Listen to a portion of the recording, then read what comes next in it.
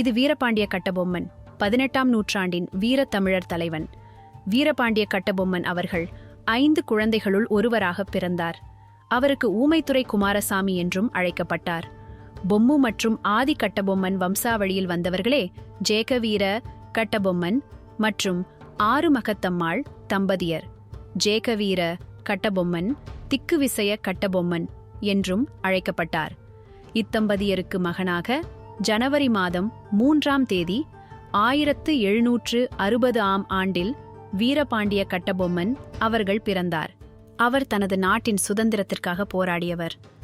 1799 ஆங்கிலேயர்களிடம் வரி செலுத்த மறுத்தார். அவரது மறுப்பு விளைவாக பஞ்சாலங்குறிச்சியில் நடைபெற்ற போரில் வீரத்துடன் போராடினார். ஆனால் சதிமுறையில் பிடிபட்டு 1799 ஆண்டு தஞ்சை கோட்டையில் கட்டபொம்மன் தூக்கிலிடப்பட்டார். அவரது வீரத்தை தமிழ் மக்களும் இந்திய வரலாற்றும் என்றும் நினைவு கொள்ளும்.